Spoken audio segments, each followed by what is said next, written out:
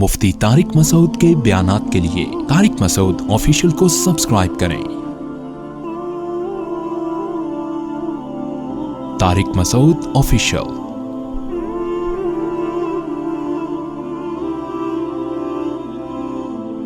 وَلَقَدْ آتَيْنَا إِبْرَاهِيمَ رُشْدَهُ مِنْ قَبْلُ، ہم نے ابراہیم کو پہلے ہی ہدایت دی تھی جب انہوں نے اپنے باپ اور اپنی قوم سے کہا مَا هَذِهِ التَّمَاثِيلُ الَّتِي أَنْتُمْ لَهَا عَاكِفُونَ، یہ کیسی تصویریں ہیں جن کے سامنے تم صبح و شام بیٹھے رہتے ہو۔ عزت احترام میں وہ بت بناتے تھے نا، تو بتوں کو تماثیل کہا جا رہا ہے۔ کیا کہا جا رہا ہے؟ تصویریں۔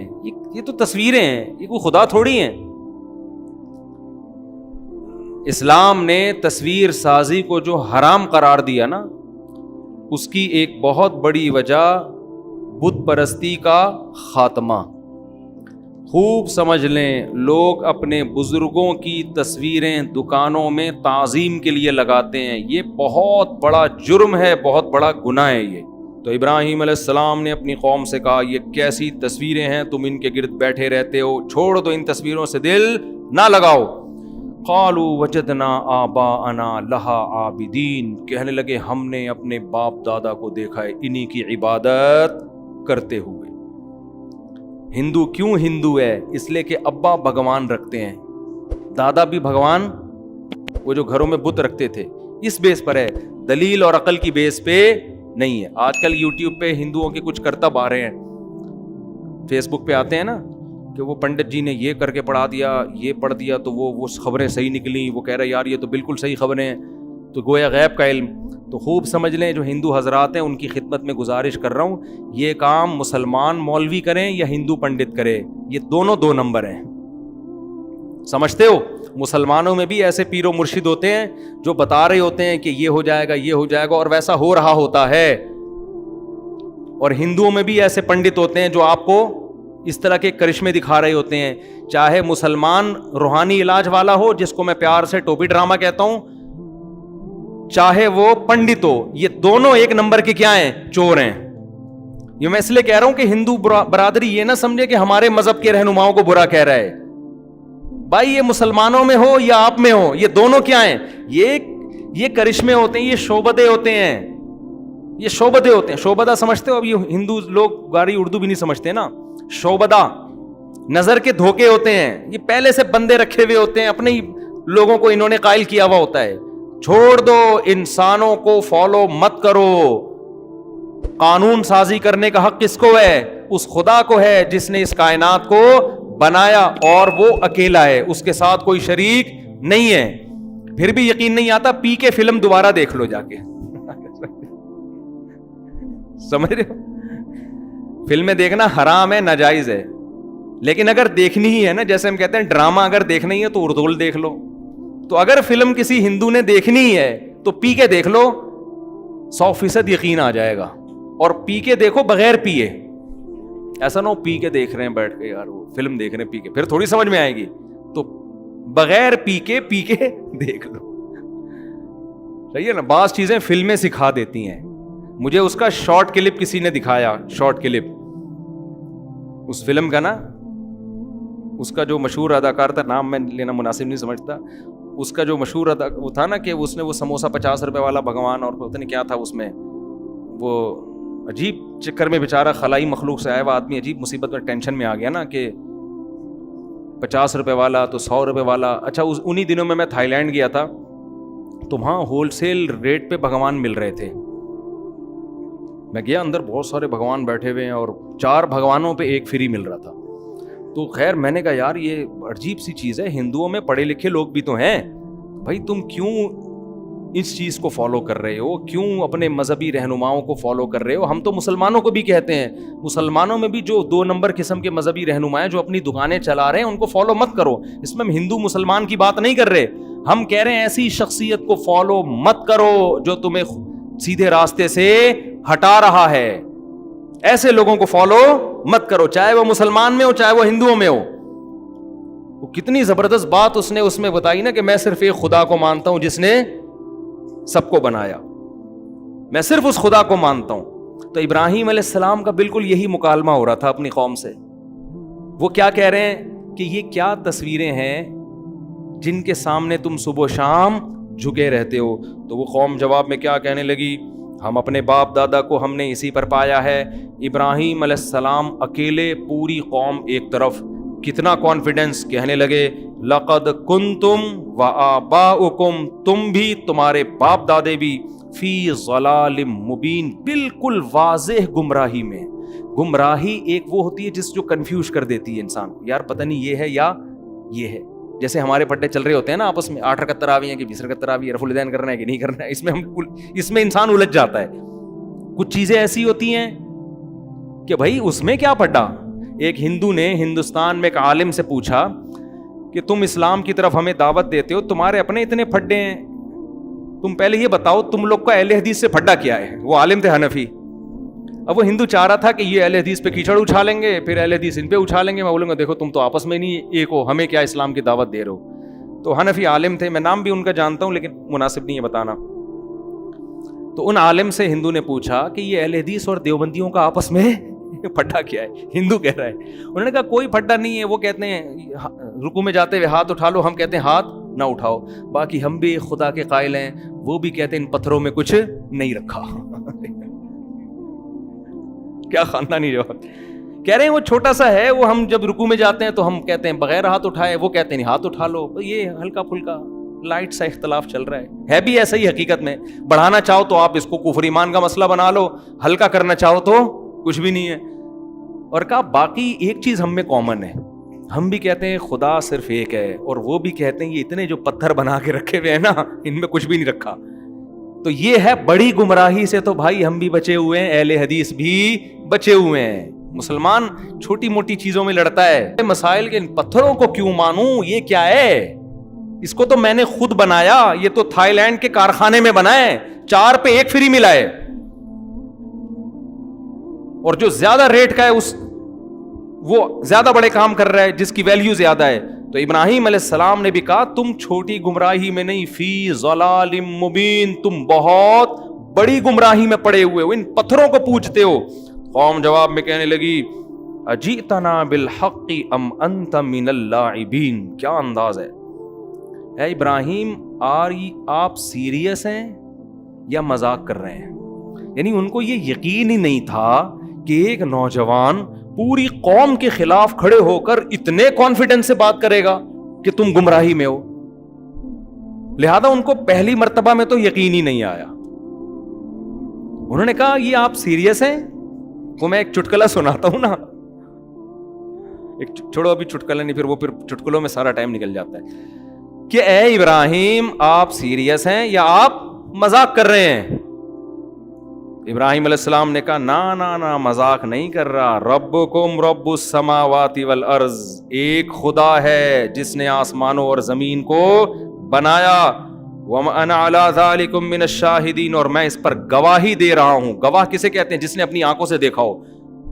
گویا میں نے اپنی آنکھوں سے دیکھا ہے, یعنی اتنا یقین ہے جیسے اپنی آنکھوں سے دیکھا. میں تو اس پر گواہی دے رہا ہوں. اشہدو, میں گواہی دے رہا ہوں. تو جو مذاق کر رہا ہوتا ہے وہ گواہی کے لفظ استعمال نہیں کرتا, وہ قسمیں نہیں اٹھاتا. میں حلفیہ بولتا ہوں کہ وہ ایک اکیلا خدا ہے جس نے آسمانوں اور زمین کو بنایا. یہ تو بنے ہوئے ہیں, بنانے والے تھوڑی ہیں.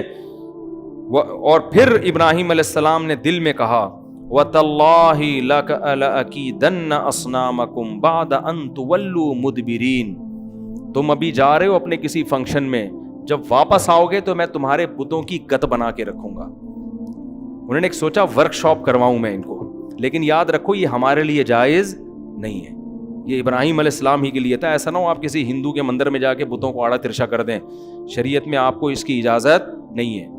تو ابراہیم علیہ السلام نے کیا کیا کہ قوم جانے لگی, کوئی میلہ تھا ان کا, قوم نے کہا کہ آپ بھی چلیں. آپ نے کہا میری طبیعت خراب ہے. طبیعت خراب کا مطلب یہ تھا کہ یہ تمہارے بتوں کو دیکھ دیکھ کے میری طبیعت خراب ہے. یہ اس کو کہتے ہیں توریہ, کہ آپ زبان سے کوئی لفظ استعمال کر رہے ہیں, آپ اس کا مطلب کچھ اور لے رہے ہیں, سامنے والا اس کا مطلب کچھ اور. تو انہوں نے چھوڑ دیا, چلو بھائی ٹھیک ہے. تو ابراہیم علیہ السلام نے کیا کیا, جا کے فجعلہم جذاذا, سارے بتوں کو جتنے اس کے اندر رکھے ہوئے تھے سب کو کسی کو ٹنڈا کسی کو لنجا کر دیا, کسی کی آنکھ پھوڑ دی, کسی کے کان کاٹ دیا, کسی کے بازو کاٹ دیے. سب کا نا جو مینوفیکچرنگ فالٹ تو ان میں نہیں تھا, لیکن بعد میں سب کو کیا کر دیا, فالٹ. اور جو بڑا والا بت تھا نا جو ذرا مہنگا تھا, اس کے وہ بالکل اس کو کچھ نہیں کیا, اس کے کلاڑے میں جا کے اس کے گردن میں جا کے کلہاڑا لٹکا دیا. اب جب وہ لوگ واپس میلے سے آئے ہیں کہنے لگے من فعل ھذا بآلہتنا انہ لمن الظالمین, جس نے ہمارے خداؤں کے ساتھ بھگوانوں کے ساتھ یہ کیا وہ تو بڑا ظالم ہے. کون ہے؟ تو لوگوں نے کہا بھائی ایک ہی بندہ ان کو برا کہتا ہے جس کا نام ابراہیم ہے, اسی کا کام ہوگا یہ. تو لوگوں نے کہا سب کے سامنے لے کر آؤ تاکہ سب کے سامنے جرم کا اقرار کرے اور اس کو سزا ملے. تو ابراہیم علیہ السلام کو لایا گیا, نوجوان تھے, سب کے سامنے لایا گیا. انت فعلت ھذا بآلہتنا یا ابراہیم, اے ابراہیم آپ نے کیا یہ سب کچھ؟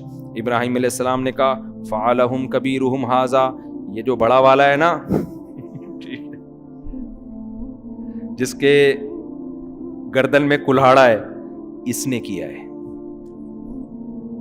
یہ کس کا کام ہے؟ اس کا کام ہے. سب کو پتا تھا ظاہر ہے اس کا کہاں ہو سکتا ہے کام, اس کا کام ہے. فاسألوہم ان کانوا ینطقون. اور میری بات پہ یقین نہیں آتا, ان سب سے پوچھ لو, یہ تمہیں خود بتائیں گے اس کا کام ہے. یہ خود بولیں گے. بھائی جس کے ساتھ زیادتی ہوتی ہے وہ مجرم تھانے میں لے جاتے ہیں نا, جس کی چوری ہوئی ہے, بتاؤ بھائی اس نے چوری کی ہے, یہ موبائل چھین رہا تھا, چیک کر رہے ہوتے ہیں نا.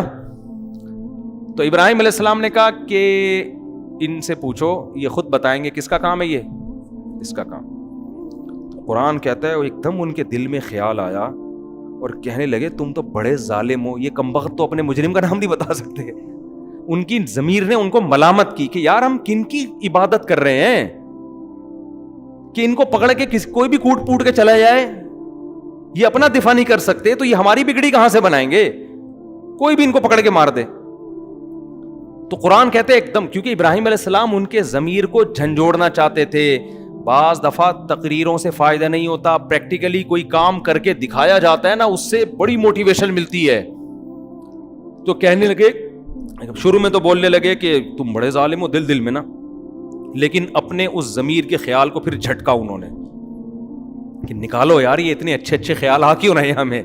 وہی ہے نا باپ دادا خاندانی پرمپرا. تو انہوں نے اپنے خیال کو کیا کیا, جھٹکا, اور پھر کہنے لگے لقد علمت ما هؤلاء ينطقون, اے ابراہیم تجھے پتہ ہے یہ بول نہیں سکتے. یہ جب سے بنے ہیں ان کے اندر کچھ فالٹ تو ابھی پیدا ہوئے ہیں, لیکن ایک مینوفیکچرنگ فالٹ ہے, وہ یہ کہ یہ بولنے کے قابل, یہ پیدائشی گونگے پیدائشی بہرے ہیں. یہ تو میں اپنی طرف سے کہہ رہا ہوں, انہوں نے مینوفیکچرنگ وغیرہ نہیں کہا, کہ یہ بول ہی نہیں سکتے. ابراہیم علیہ السلام نے کہا افتعبدون من دون اللہ ما لا ينفعکم شیئا ولا یضرکم. اب تبلیغ اثر کرے گی نا. کہنے لگے ایسوں کی عبادت کر رہے ہو جو نہ کوئی فائدہ پہنچا سکتے اور نہ نقصان, جو بول نہیں سکتے. افل لکم ولما تعبدون من دون اللہ, تم پر بھی افسوس اور ان بتوں پر بھی افسوس. افلا تعقلون, عقل سے کام کیوں نہیں لیتے, کیا ہو گیا تمہیں. جواب دیکھو, دلائل سے جب جواب نہیں ہوتا نا تو بدماشیاں اور دھمکیاں ہوتی ہیں. دھمکی دینے پر آ گئے, کہنے لگے حرقوہ, ابراہیم کو جلاؤ, وانصروا آلہتکم, اور اپنے خداؤں کی مدد کرو. خدا مدد کرتا ہے یا خدا کو مدد کی ضرورت ہوتی ہے؟ اپنے خداؤں کی مدد کرو. ان کنتم فاعلین, اگر تم نے کچھ کرنا ہے. لوگوں سے کہہ رہے ہیں اس سے بحث بازی مت کرو, بحث میں نہیں تم جیت سکتے. کرنا ہے تو اس کو جلا کے اپنے معبودوں کی مدد کرو. جلاؤ اس لیے کہ تاکہ آج کے بعد کسی کی ہمت نہ ہو. قرآن کہتا ہے قلنا یا نار کونی بردن وسلاما علی ابراہیم, ہم نے کہا اے آگ سلامتی والی اور ٹھنڈی ہو جا ابراہیم پر. چونکہ اللہ نے حضرت ابراہیم سے آگے کام لینا تھا تو ابراہیم علیہ السلام کو اللہ نے آگ سے بچا لیا. اور قرآن کہتا ہے انہوں نے ابراہیم کے خلاف تدبیریں کی, ہم نے ان کو خسارے والا کر دیا. اور ابراہیم علیہ السلام پر ان کی زوجہ ایمان لائی تھی حضرت سارہ رضی اللہ عنہا, اور ان کے بھانجے لوط علیہ السلام ایمان لائے تھے. تو اللہ کہتے ہیں ہم نے ابراہیم کو اور لوط علیہ السلام کو ایسی زمین کی طرف نجات دے دی, ہجرت کروا دی جو تمام جہان والوں کے لیے ہم نے اس میں برکت رکھی، یعنی ارض شام اور فلسطین جو بیت المقدس ہے، جو آج متنازع چل رہا ہے، یہاں ابراہیم علیہ السلام اپنی قوم کو چھوڑ کے چلے گئے۔ پھر قرآن کہتا ہے وَوَهَبْنَا لَهُ إِسْحَاقَ وَيَعْقُوبَ، ابراہیم نے چونکہ قوم کو چھوڑا لہذا اللہ نے ان کو نیک اولادیں دی، ایک اسحاق اور ایک یعقوب، یہ حضرت سارہ سے ہوئی۔ اور پھر حضرت ہاجرہ جو آپ کی دوسری زوجہ تھیں، ان سے اولاد کیا ہوئی؟ حضرت اسماعیل علیہ السلام ہوئے۔ تو اللہ نے پھر آپ کی اولاد میں برکت دی۔ کیوں؟ اللہ کے لیے خاندان چھوڑا تو اللہ نے اپنا خاندان دے دیا۔ سمجھتے ہو کہ نہیں سمجھتے؟ اس لیے اگر کسی کا خاندان بہت بے دین ہے، وہ اس کو شریعت پہ چلنے نہیں دے رہا، الگ سے شادیاں شروع کر کے اپنا خاندان بنانا شروع کر دو اور ان کی اپنے حساب سے تربیت شروع کر دو۔ مجھ سے لوگ اکثر آ کے کہتے ہیں ہماری اماں ابا ہمیں 30-35 سال کے ہو گئے، ہمیں شادی نہیں کرنے دے رہے، تو کیا کرے، خاندان کٹ جائے گا۔ میں نے کہا خاندان تو آپ کا کیسے کٹ جائے گا؟ آپ شادی کرو، بچے ہو جائیں گے، آپ کا اپنا خاندان ہو جائے گا۔ اور اگر 4 کر کے بچے پیدا کرو گے تو آپ کا خاندان آپ کا ایک جز بن جائے گا، یعنی آپ کا اتنا بڑا خاندان ہوگا کہ آپ اس خاندان کا پارٹ نہیں ہوں گے، آپ کا خاندان آپ کے خاندان کے پارٹ ہوگا۔ سمجھ رہے ہو؟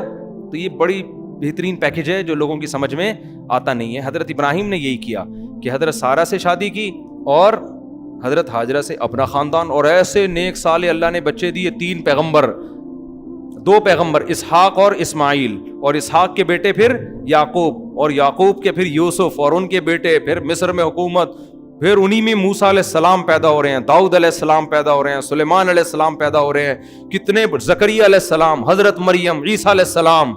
یہ ساری قربانیوں کا صلہ تھا جو اللہ نے اولاد کی صورت میں ابراہیم علیہ السلام کو دیا۔ آج بھی قربانی دو، اللہ نیک صالح اولادیں دے گا انشاءاللہ۔ یہ نہیں کہ ماں باپ کو چھوڑ کے بھاگ جاؤ، یہ مطلب نہیں ہے۔ مطلب یہ کہ غیر شرعی کاموں میں اپنے خاندان کو فالو مت کرو۔ خیر ابراہیم علیہ السلام نے تو اس لیے چھوڑ دیا نا کہ ان کو قتل کی کوشش کر رہے تھے، ورنہ وہ ابراہیم علیہ السلام تو وہیں تھے۔ جلدی بس میں یہ آیت مکمل کرتا ہوں۔ اللہ کہتے ہیں ہم نے ان کو ہبہ کر دیے اسحاق اور پوتے دیے یعقوب، اور ہم نے سب کو نیک بنایا، اور ہم نے ان کی اولادوں میں امام پیدا کیے جو لوگوں کو ہمارے حکم سے سیدھے راستے کی تلقین، یعنی صرف نیک بچے پیدا نہیں ہوئے، مقتدا اور رہبر پیدا ہوئے ہیں ابراہیم علیہ السلام کی اولاد میں۔ اور اللہ کہتے ہیں ہم نے لوط علیہ السلام کو بھی علم اور حکمت دیا، جو حضرت ابراہیم کے بھانجے تھے، حضرت ابراہیم پر ایمان لے کر آئے، تو ابراہیم علیہ السلام ان پر اللہ نے لوط علیہ السلام کو نبی بنا دیا، اور پھر ان کو اللہ نے بھیجا ایسی قوم کی طرف تبلیغ کے لیے جو شرک بھی کرتی تھی اور لڑکوں سے بدفعلی بھی۔ لوط علیہ السلام کی قوم سے پہلے یہ جرم دنیا میں کبھی بھی نہیں ہوا۔ اس سے بھی پتہ چلتا ہے یہ نیچرل نہیں ہے، شیطان نے ان کو اس کام میں ڈالا کہ۔ تو لوط علیہ السلام جب گئے تو انہوں نے اپنی قوم کو سمجھایا لڑکوں سے بدفعلی مت کیا کرو۔ پورا واقعہ قرآن میں کئی بار بیان ہوا ہے، ابھی بس میں شارٹ کر رہا ہوں۔ قرآن کہتا ہے ہم نے پھر لوط کو نجات دے دی اور ان کے گھر والوں کو بھی، سوائے ان کی بیوی کے، ان کو نجات دی ہم نے ایسی قوم سے کانت تعمل الخبائث، جو پلید عمل کیا کرتی تھی۔ تو اللہ کو یہ لڑکوں سے بدفعلی والا امر کیسا لگتا ہے؟ پلید عمل، گندے اعمال کرتی تھی، ہم نے لوط کو اس قوم سے بچا لیا۔ اور کیوں؟ انہ وادخلناہ فی رحمتنا، اور ہم نے لوط کو اپنی رحمت میں داخل کر دیا کیونکہ وہ نیک لوگوں میں سے تھے۔